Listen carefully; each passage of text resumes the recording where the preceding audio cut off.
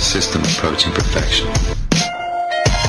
We'll walk deeper into the belly of the beast if it means I'm able to further... All right, man, this is Danny at the Crypto Show, and I'm here with Michael Wagner, who is working in the blockchain and cannabis industry. We of course feel that's a natural mesh and that they need to be joined because they have similar problems.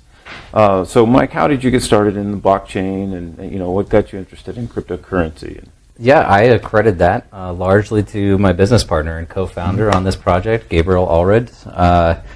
This is a story that we share frequently, but he and I go back to high school. We've known each other, over a decade. And we had gotten disconnected over the years, and then at some point we reconnected. And I want to say maybe it was a party or something, and I was doing a lot of triathlon racing. He was doing some long-distance cycling, and we connected up, and we said, let's go on a ride together. And as you have a lot of time to discuss various things when you're on a 40 or 50-mile bike ride, he actually started talking to me about this cryptocurrency mining and Bitcoin and trading altcoins, and I was actually working in the private wealth management, conventional finance space. I just found it extremely appealing, and we have a long history of gaming. We had a group called the Lanarchists growing up. We'd all bring our computers together and just play video games and drink Mountain Dew all night. But the Dew Crew, for sure. We have pictures of refrigerators that, kid you not, are just stacked every row with a Mountain Dew. But and a history of building computers, our own computer equipment. So it was a pretty natural transition for me to be able to put together a mining rig, and it was just exciting. So that was kind of a lot of people seem to find their way out of banking and into cryptocurrency for some reason. I mean, is it? Do you feel better about it that you're not contributing to the evil banks, or what's the what's the transition to that, or does it matter?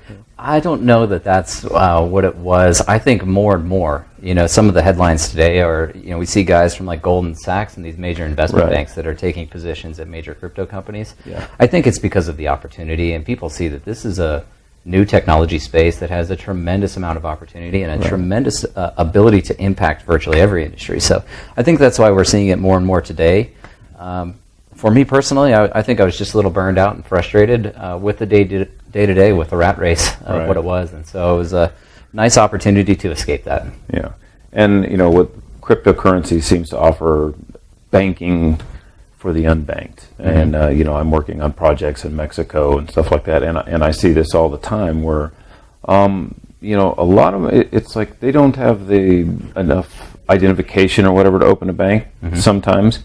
Other times they just don't trust the bank. And so they just stay out of the banking industry altogether. They go to OXXO or whatever and, buy cards and transact that way.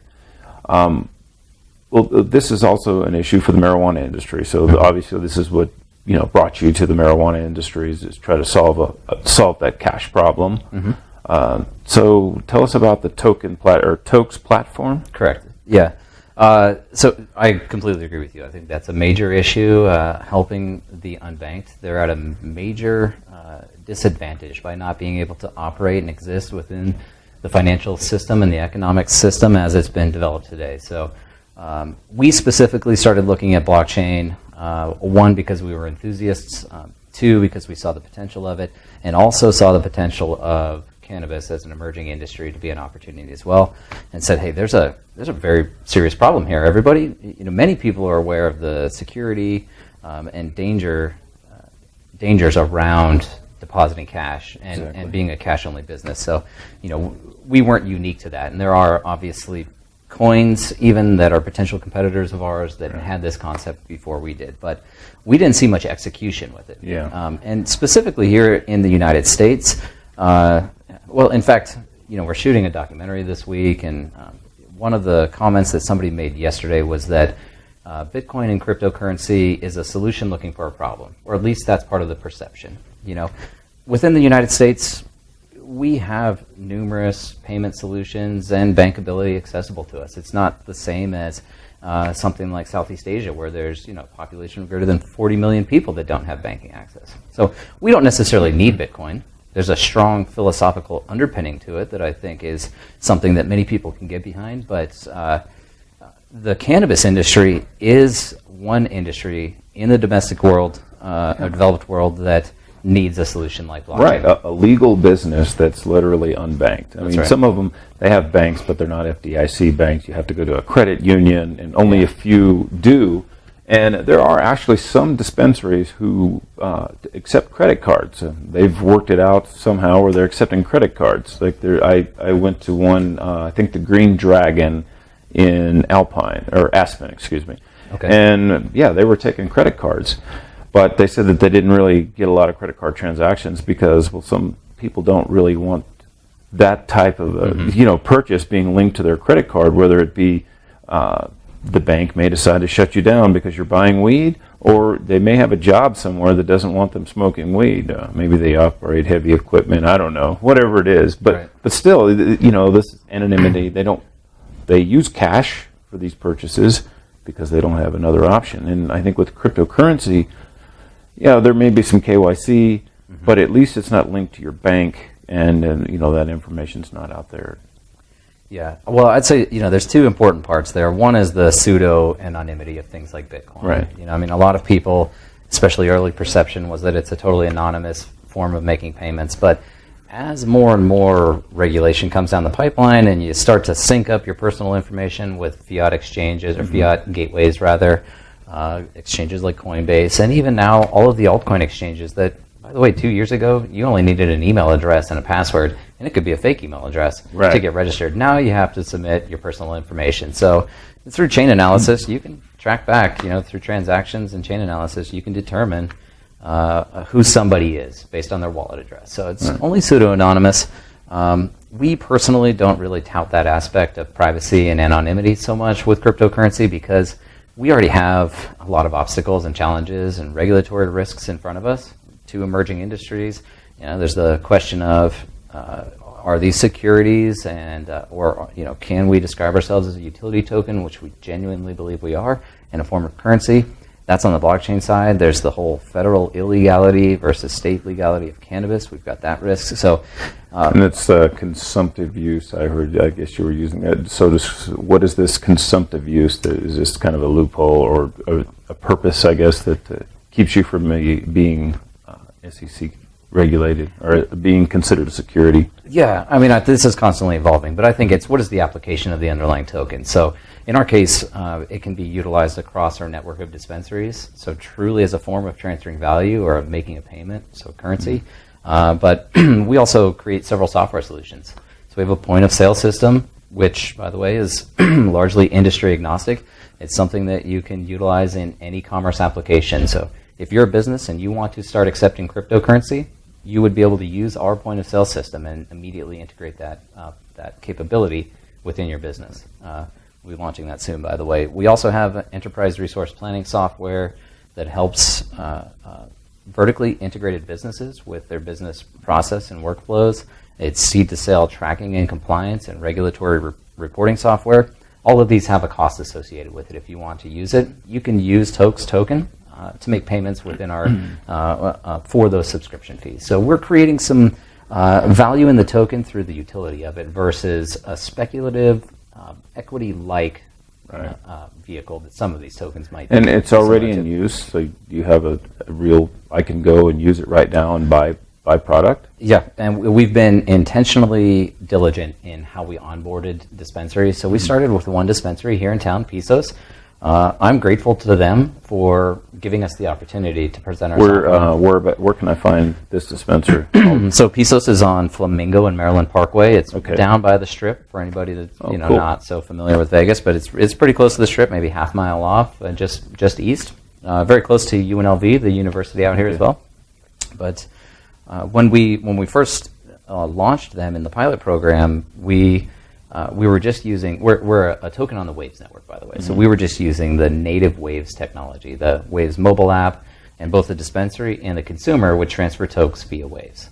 This was actually the origin of our point of sale system because it's not convenient when you're using a volatile, fluctuating price asset to make a payment for something without a tool there to help do the price conversion. So that's one component of our point of sale, is that it will, on the fly, based on liquidity in the markets, by the way, we're trading on Bittrex, it will compute a US dollar or an appropriate amount of tokes to accept based on a US dollar reference rate. Awesome. So how is an easy way for someone to get a hold of these tokens so that they can actually use them? Just Bittrex, or is there a point of sale? Can you purchase them at the kiosk, or how does that work? Yeah, obviously another one of the challenges that we face, and I think like most cryptocurrencies, there's not really an easy way to get most of them. So Doug Scribner, Vault Logic, he was just in here. We were talking on the documentary about that aspect of the process. Is how do you make consumer onboarding a simpler process, and how do you make it easy to go from cash to cryptocurrency? Because there's really not a great user interface or experience for that yet. So one of the partnerships that we have is with Vault Logic to make it so any customer that, whether it be at a dispensary or somewhere else around town, if they want to procure tokes, they can put money into the ATM, and then they can immediately have the tokes transferred to their mobile wallet. Right. Outside of that, so you still have to go through that standard process of taking cash from your bank, buying Bitcoin, transferring Bitcoin to Bittrex, and then using that Bitcoin to buy tokes and transferring that to your wallet. It's a laborious process. Right. And then again, because we're on Waves, Waves has a decentralized exchange built right into the software. So if you had Waves Bitcoin token, you can deposit Bitcoin to Waves, and they convert this into a kind of a credit, a proxy unit that becomes a Waves Bitcoin, and then you can spend that within the DEX. Are there plans to move to other platforms like an ERC20, or even like Dash is even talking about adding a tokenization where you could add this onto their platform in the evolution that's coming up?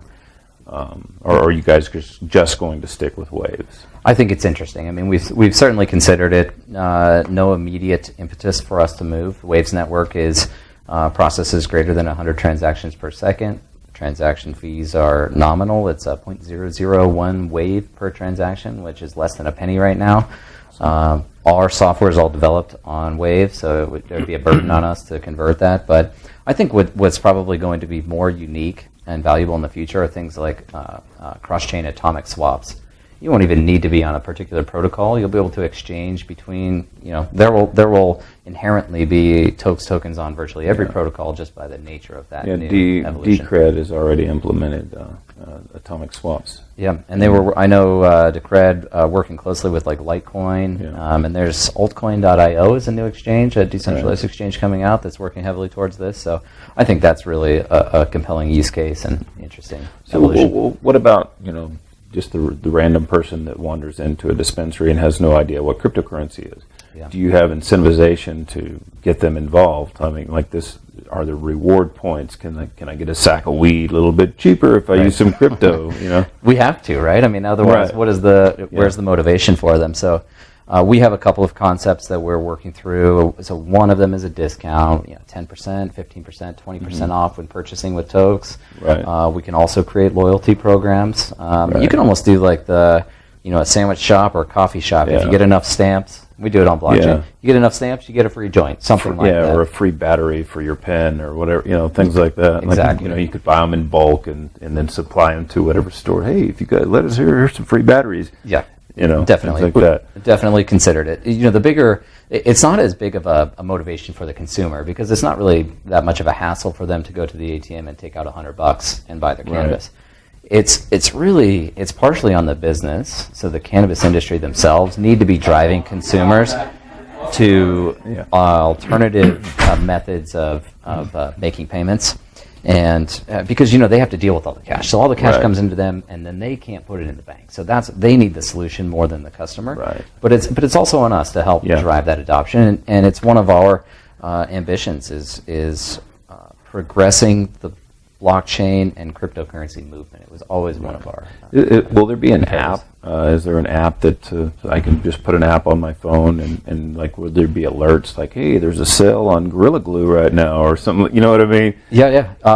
So that's really cool that you bring that up. We are in the final stages of building out our own kind of rescanned Waves mobile app, but it's all Tokes oriented. but one of the neat features that we included in there is a dispensary locator. So, and it's a dispensary locator like weed maps. It's similar, except it's more for dispensaries that accept Tokes. So if you, like, for example, if the dispensary uses the Tokes merchant gateway or point of sale system, there's a setting in there that broadcasts their location. So if they turn that on and there's a consumer that's already running the Tokes mobile app, they know they have Tokes. Right. Well, they'll know whatever dispensary is closest to them that accepts Tokes, and they can just go and spend it there. Yeah, there's actually Airbits does this with their wallet. It's called Edge now, and I think he's actually going to phase that out. But that's what when I would show the Airbits app to somebody to get them to use it for their Bitcoin, I would always show, hey, look at this, man. It's got this really neat directory, and you just, wherever you're at, it knows what businesses are around, and so you can find somewhere to spend your Bitcoin. That's cool, and I mean, that's the type of thing people complain a lot, or I don't know if I'd say complain a lot, but there's not a lot of businesses that accept Bitcoin, but there's also not a lot of people out there asking businesses to accept Bitcoin or cryptocurrency. So how do we encourage that? The businesses will start to accept it if people request it. Right. So I think that's important.